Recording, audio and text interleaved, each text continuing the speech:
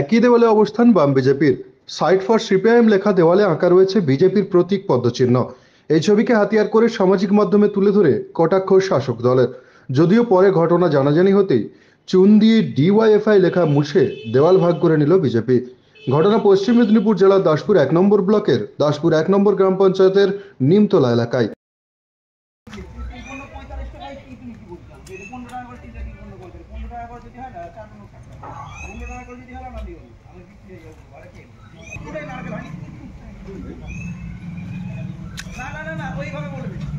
বলছো ওটা কি ডিওয়াইএফআইটা ওটা মুছলে তাই তো? আরে আমি আনতে যাচ্ছি যে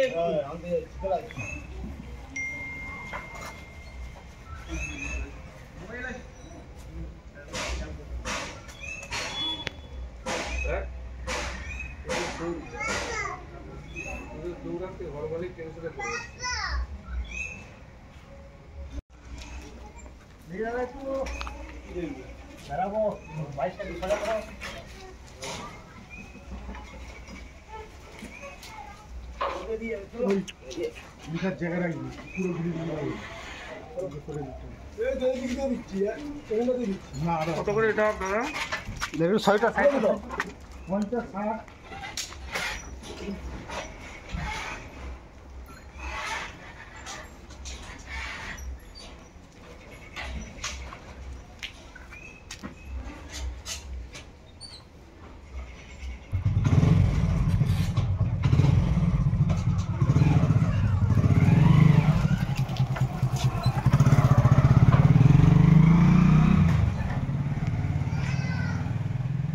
দেয়ালের এখানে ডিওয়াইএফআই লেখা ছিল, সেটা চুন দিয়ে দেখছি আপনি মুছে দিলেন। বিষয়টা কি, কেন মুছে? সেটা কিছুই নয়, এটা আমাদের লেখা ছিল, এটা মাঝখান থেকে বর্ডার হবে। এবার যেহেতু ওটা লেখা ছিল ওটা আমরা মুছে দিয়েছি, তখন সেই মুহূর্তে মুছে হয়নি, ওটা আমরা মুছে দিয়েছি। মানে দেয়ালটা কাদের মানে এই ছিল বিষয়টা বলুন।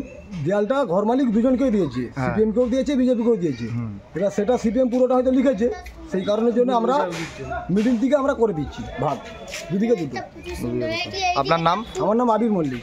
আপনি বিজেপির কি দায়িত্বে আমি আছেন? বিজেপির সম্পাদক আছি ঘাটাল 1, এই দাসপুর 1 মণ্ডলের। এই বুথটার নাম কি? এই বুথটার নাম নিমতলা 13 নম্বর বুথ, 14 নম্বর, নিমতলা 14 নম্বর বুথ।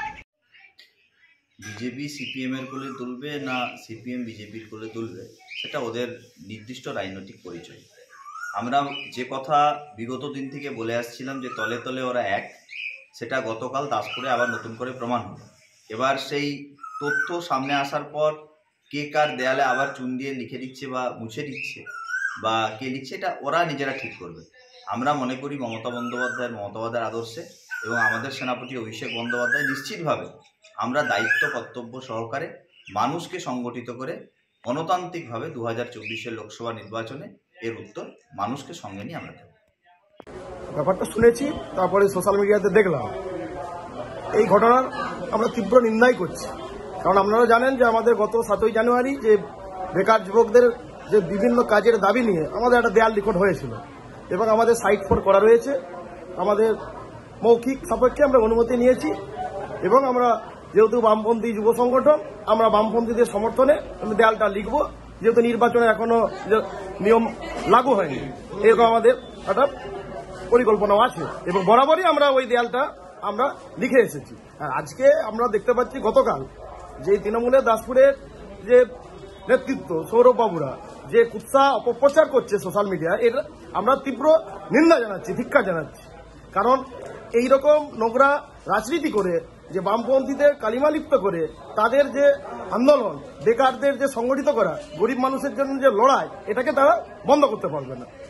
আর মূলত যেই বাড়িটাকে কেন্দ্র করে, এটা দাসপুর 1 ব্লকে যে নিমতলা দাসপুর 1 জিপির মধ্যে 14 নম্বর বুথ, সেখানে যেই বাড়িটি, সেই বাড়ির 3 জন মালিক, সেই 3 জন মালিক দিলীপ বাবু, অজয় বাবু, অধীর বাবু। তাই এইরকম একটা সমস্যা হয়েছে। তবে সারা রাজ্য জুড়েই যা হচ্ছে, আজকে যে সেটিং এর তথ্য খাড়া করার চেষ্টা করছে এই দাসপুরের সৌরভ বাবুরা, আপনারা তো জানেন যে এই সেটিংটা আসলে কোথায়। এই সেটিংটা যে আমাদের যে দেখেছেন যে গতকাল যে একটা যে বামপন্থীদের যে মহাজোট, ইন্ডিয়া জোট, বিহারের পাটনায় একটা ঐতিহাসিক জনসভা হয়ে গেল, সেখানে এই রাজ্যের শাসক দল তৃণমূলও নেই এবং বিজেপিও নয়। তাই আমরা বলতে চাই যে বামপন্থীদের আমাদেরকে যতই আমাদের কালিমালিপ্ত করতে চাক, আমরা মানুষের জন্য লড়াই করি। আমরা তৃণমূল এবং বিজেপির বিরুদ্ধে আমরা নেই, সেটা মানুষ জানে। আগামী দিনেও আমরা দেয়াল লিখব মানুষের অনুমতি নিয়েই, যে মানুষকে সংগঠিত করেই আমরা কাজ করব।